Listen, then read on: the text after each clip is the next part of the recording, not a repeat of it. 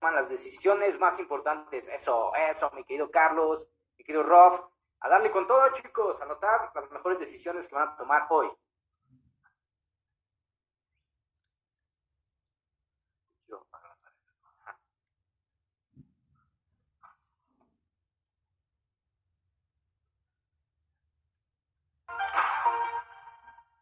Session 7, the heart of leadership is serving people. In fact, I say the heart of leadership is always serving others, not ourselves. And I was in my 20s when I heard Zig Ziglar walk across that stage in that good old southern drawl of his and say, if you'll help other people get what they want, you'll get everything in life that you want. You see, that was a life-changing day for me because up to that stage as a young leader, I was getting everybody to help me get what I wanted, get on my train, buy into my vision. That day I said, oops, I've been doing it wrong. Instead of trying to get people interested in me, I'm going to become interested in them. And trying to get people to help me, I'm going to help them. And I found that Zig was right, because Zig was basically introducing that day when he said, if you'll help other people get what they want, you'll get everything you need and want in your life. He was teaching servant leadership. And I'm going to give you some guidelines for serving people that I have myself. Number one, I don't rely on my position or title. In other words, I don't use my position or title to tell people they ought to serve me. That, I'm over you, I'm the founder of this company. You know what? I'm the head here. So I never use that. In fact, every day I work hard to earn the respect of others every day. I don't rely on what I've done in the past. I don't rely on my past successes. I don't rely on my position. I just don't allow that to make me feel that people should serve me instead of me serving them. Number two, I choose to believe in people and their potential. Because I choose to believe in people and their potential, the more that I believe in them, the more I want to serve them. One of the things you're going to find is there's a relationship between how much you serve a person and how much you believe in that person. Number three, I try to see things from the perspective of others. That's why I constantly ask questions. Because I found out that knowing how other people think helps me to serve those people in a better way. Number four, I work to create an environment of encouragement. I think encouragement is oxygen for the soul. And I think people thrive good in an encouraging, uplifting environment and culture. And number five, I measure my success by how much I add value to others. In fact, the success of others becomes my success. And so let me just connect that with you that are listening to my teaching today. I evaluate how successful I am today in my teaching and sharing by how much this will help you improve your life. In other words, if you see me a year from now and say, boy, John, that day I sat with you when you were developing the leader within you, you taught me some principles that just helped me become a better leader, a better person in my family, better person in my community, better person in my company, then I'm going to feel that I was very successful. Your success is my success. Now, that hasn't always been true. I for many years was a ladder climber. I was successful and I was producing and I was doing great things and it was really working out really well for me. But I made a switch about 15 years ago and I became, instead of a ladder climber, I became a ladder builder. And what I do now is I build ladders for other people to be successful. And I'm very happy with that because I don't mean this unkindly, or I certainly don't want to mean it in a wrong spirited way or an arrogant way. I've been very successful. And what I found is there's something more exciting than my personal success. And that is helping other people be successful. But let me also say to you, you can't help other people be successful unless you've been successful yourself. So fix your act first. In other words, go climb your ladder. You follow me? And by the way, if you've been trying to climb your ladder and you're still on the first rung, you aren't going to be a ladder builder for anyone else, unless you're a first rung ladder builder. You know, I help you with one step and then it's over. So you got to understand, but they work together if you understand. So let me give you some questions I ask myself to help serve you better, to help serve other people better. The first question is what I call the adding value question. And the adding value question just simply asks, what can I do for people to help them succeed? Now, I ask that question every day. What can I do for people to help them succeed? I'm asking that question to you today as I'm looking at you, is what can I do to help you succeed? You see, Tom Peters said, organizations exist to serve, period. Leaders live to serve, period. That's what we do. That's why when people say they want to be a leader, I always ask them why. And most of the time, people who want to be a leader so they get a parking place, a good office, and they think of the perks of leadership. And I always look at that and I always say, you're a leader that's destined to fail. Because you're not in it for the right reason. You're not leading to serve people, you're leading to be served by people. And there's a world of difference between those two. The second question I ask is what I call the everyday question. And the everyday question I ask is, what do people need from me daily that they have not asked for? In other words, what do people just need from me daily? They've not come up and say, John, I need this from you. But they need it from me, and they need it from me on a daily basis. I wrote a book several years ago now that was never marketed great. It's sold very well. But it's one of the books that I wrote that I thought, if people realized how good this book was, they would be not only having that book for themselves, but they'd have that book for their people. And it's a smaller book. I probably wrote it about, 14, 15 years ago, called 25 Ways to Win with People. It's a phenomenal book. In that book, I give you 25 things to do every day to win with people, to succeed with people, to help people. And I have so many things, but one of the chapters is be the first to help. And I teach the principle that if you're the first to help, people will always remember you. You're the first one that stepped up when somebody was down and said, hey, I'm going to help you here. But let me tell you what they don't remember. They don't remember the fourth or the fifth person to help. There's something beautiful about being the first to help them. And so, what does it mean when I say be the first to help? Well, to me, being the first to help means, first of all, that it starts with a desire. I have a desire to help people. There's a relationship between your desire to help people and the relationship of finding ways to help people. Without the desire, you won't find the ways to help them. So it begins with me wanting to help people. So when somebody says, I really want to be the first to serve, I want to make a difference, I want to add value to people, I look up and say, how bad do you want to do that? So it starts with desire. Once you have the desire, the second thing begins to come into place, and that is you begin to anticipate helping others. So that when I'm with you, I am anticipating that I'm going to get an opportunity to serve you and help you. So I'm already having a sense of expectation, which causes me to do number 3, look for ways to help you.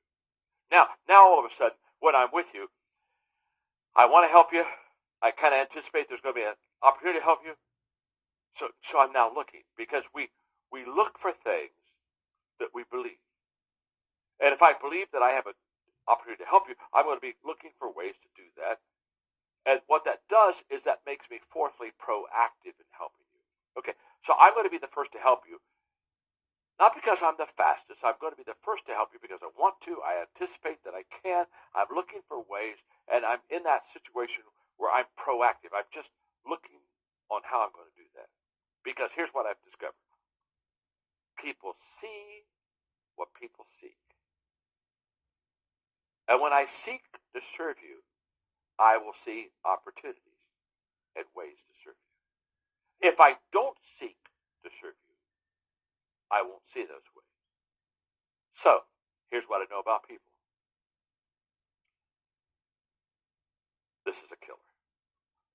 I hope you can handle this. Are you ready? This will just put you off the charts in helping people, adding value to people, being the first to help. This stuff just really works. Here's what I know about people. People need to feel important, so I ask for their advice. Do it all the time. I need you to help me. Been thinking about something. I was thinking about you the other day. I thought, boy, if I could talk to you about this, you could probably help me. What advice would you give me? You do understand the highest compliment you ever give a person is asking their advice. So I do it every day. People need to express themselves, so I ask them questions. In other words, people really would like to talk about themselves, but they don't feel comfortable.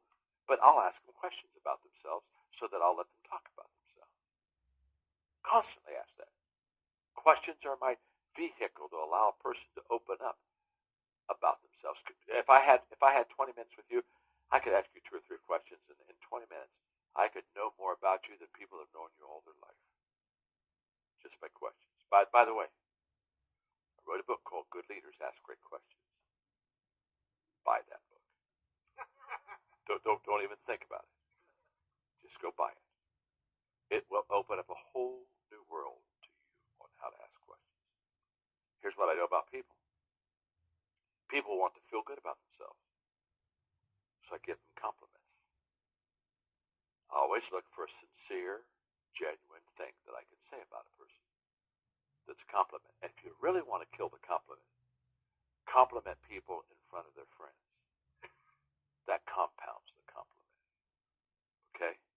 Here's what I know about people. People want to be recognized, so I give them credit. And so I'm always looking to hand it off and say, let me tell you, I did this because, Joe did this for me, or Joe showed this to me, or, let me tell you what Susan did for me. Here's what I know about people. People want to feel and be worthwhile. So I ask them to help me. I ask them to help me.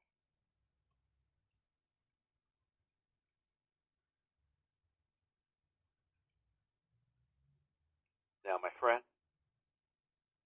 I have systems for this every day of my life. So when Margaret and I Tuesday night went out to dinner with the couple, we got there first. There was a beautiful lake, beautiful view. I sat in the chair with my back to the lake. If I'm in a restaurant with you, I will always sit in the chair that doesn't have the view. I'll give it to you. That couple walked in. They were about 5 minutes later, and I said, oh my gosh, look at this lake. And then they looked at us, oh, you're sitting with your back to the lake. Sure, you enjoy the lake. I can give you 50 things that I do every day that always puts the other person first. Now, I got to be careful because I'll come across in a way that I don't want to come across. Trust me, if I talk about my successes, I can do it in a day. If I talk about my failures, it's a week-long seminar. Okay? So I feel very uncomfortable, but I'm trying to teach you. You will own the world if you just understand this kind of teaching I'm giving you right now. It's living a world where you constantly serve other people. Question number 3 is the improvement question. And the improvement question just says, what can I work on that will help me serve people better?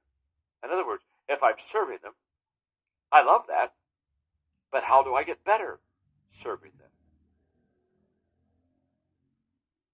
And the way that you get better is very simple. You get better in serving people when you know what's important to those people. So that's why you've got to ask the question, how can I serve you? What can I do with you, for you? And very quickly, they'll tell you what the important things are in their life. So, for example, when Charlie Wetzel started alongside of me to help me in writing, basically I get the thesis, the concept, or write the principles out, then I get my legal pad out, my 4-color pen, and I write out page by page, and then I hand it to him, and he tweaks it. He does a phenomenal job. He's done in past research for me. He's done a lot of things for me. So I sit down with Charlie, and I said, okay, Charlie, first of all, I want you to hear my speaking style. I want you to understand how I teach. So I gave him 100 lessons of me speaking, and I said, go away for 2 weeks. Hear every one of those lessons and come back and tell me, what are my characteristics of a teacher speaker? Why did I ask him that? Because if he doesn't know what my characteristics as a speaker teacher will be, he won't know what my values and characteristics as a writer will be. Then I gave him a quote book just with quotes in it. I said, Charlie, mark the quotes I would use if I was writing. So Charlie marked up the quotes, and I took the same book, and I marked the quotes I would use, and we were 90% off. Then I sat down and said, now, Charlie, you mark that quote. I would never use that quote. Let me tell you why. You mark that quote. I would never use that quote. Let me tell you why. I gave him the second quote book. I said, you mark them. I'll mark them. He did. I did. We were 50% off. I went over every one of them again. I would never use that quote. Here's why. I never use that quote. Here's why. Gave my third quote book. You mark them. I mark them. By the fourth quote book, we were only 10% off. Now, what am I doing? I'm improving him so he can serve me better. You with me? And you can't serve a person better unless you know a person better. So the better you know the person, the better you can serve the person. There is the blind spot question. And the blind spot question just simply is, it's ask the question, it's what I ask my people all the time. What's it like to be on the other side of me? I know what it's like to be on my side. But what's it like to be on the other side of me? Because I have blind spots in my life, okay? I mean, let's see if you connect here. How many of you have blind spots in your life? Would you raise your hand if you have blind spots? Okay, good, that's good. Look like all of you. Let me put it this way. If you didn't raise your hand, you have a huge blind spot. You know what I'm talking about? In fact, you're probably not fixable in your life, okay? Now we all have them. We all have other people who live on the other side of us who see us totally different than how we see ourselves. And so the challenge is to get people around you that know you well, love you well, that will help you with your blind spots. Because you need them. I need them. Because blind spots are blind spots. They're called blind spots for a reason. You're blind. I love the person who says, well, I'm very self-aware. No, you're not. You're stupid. There's no self-awareness about you, and there's no self-awareness about me. If you're self-aware, it's only because somebody's walked into your life and made you self-aware. You don't become self-aware by yourself. You become self-aware by other people. They help you be. Are you with me? And that's why you embrace those people around you, and you allow them to come around side and help you. I love this. In fact, I brought it with me. I was writing a book a few years ago on weaknesses, and so I called Linda, who's with me today. Linda's been with me now for 31 years. She's been my assistant, so she runs my life. She does all my travel. She does all my money. She does everything. I mean, it's the most amazing. She's Wonder Woman, okay? She's just incredible. I mean, I wouldn't know how to do an airline ticket. I don't know how to do anything. I am so wonderfully worthless. And plan on being that way all my life. Do you know how much time this lady saves me? The first person anyone who wants to be successful should get is a good assistant to handle all of the stuff in their life. So I have hours every week that most of you don't have because I got somebody totally taking care of me. She fills in my calendar. She does my finances. She does all my travel. Basically does everything. So I'm calling her on the phone and I'm saying, Linda, I'm writing this book on weaknesses, and what I'd like you to do is over the next week, 10 days, as you think of a weakness of mine, just write it down on a piece of paper. And, next week sometime I'll call you. By the time you ought to have a list of 5 or 6 things. And if you don't mind, just kind of, share them with me, and I'll put them in the book. And Linda started laughing. She said, I could do that right now if you want to. And I said, excuse me? What do you mean, right now? Well, she said, you want me to talk about your weaknesses? I don't need to think 5 or 6 or a week or, my gosh, she said, John, I already know those. You do? Yeah. Here, she said, get a piece of paper. Here. I'll give it to you right now. You will? I said, oh my gosh, yes. Get a big piece of paper. Get a legal pad. And so here's what she said. She said, John, she said, you always think things can be done more quickly than they actually can. And John, you don't appreciate the struggles most people deal with. And besides, you assume people instantly understand your vision and will line up to it. And also, you're impatient. She said, I also, you believe everyone is capable of doing what you could do if they would put forth the effort. And she said, the other one is, you move on from difficulties quickly, expect others to do that at the very same speed. And she gave me this whole long list. I thought, oh my gosh, she knows. Let me tell you something. They all know. They all know. I tell all of you, go back and talk openly and candidly about your weaknesses. It's not because they'll discover them then. They'll just feel better because they know that you know.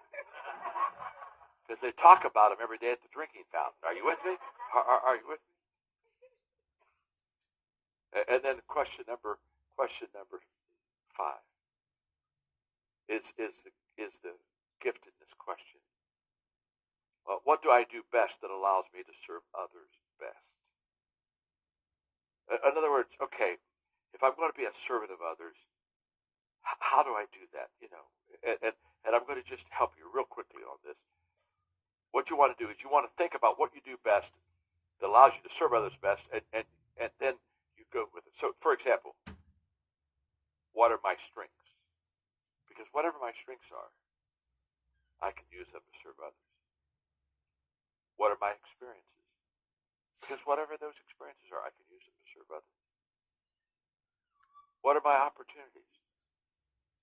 Because whatever those opportunities are, I can use them to serve others. What do I love? I can use what I love to serve others. Where am I growing? I can use that to serve others. Wow.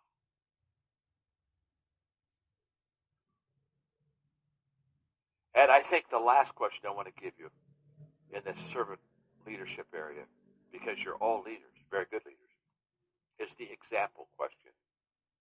How can I serve people in a way that will inspire them to serve other people?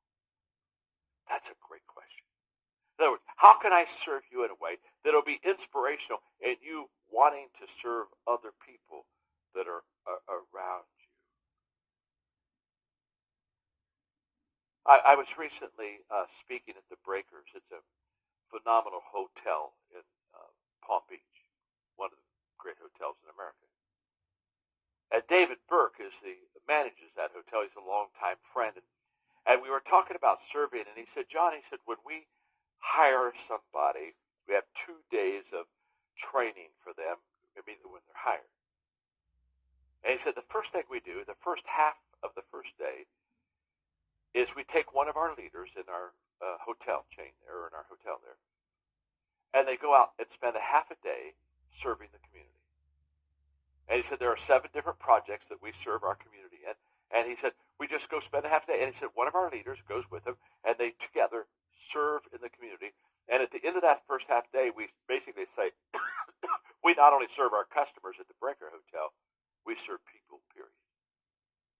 We're servants. And he said, the leaders always take them and serve with them. And so when I went and I talked to they hire like, 2,500 people in that hotel, but I talked to their top 200 leaders. And it was amazing, the attitude of servanthood within that organization. But what was it? It was the fact that they were an example. You with me? They were modeling for their people good servanthood. And so I'll close this session with a prayer. Now you have to understand that this was a prayer that I had when I turned 60.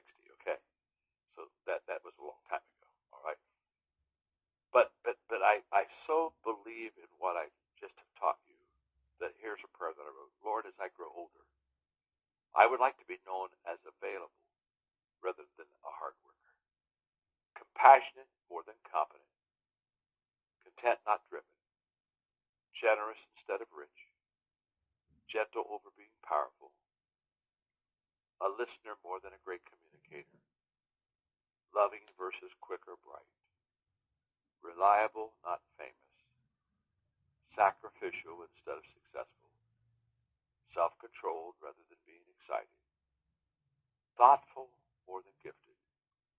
And then I close by saying, I want to be a foot washer. The greatest way to lead people is by serving.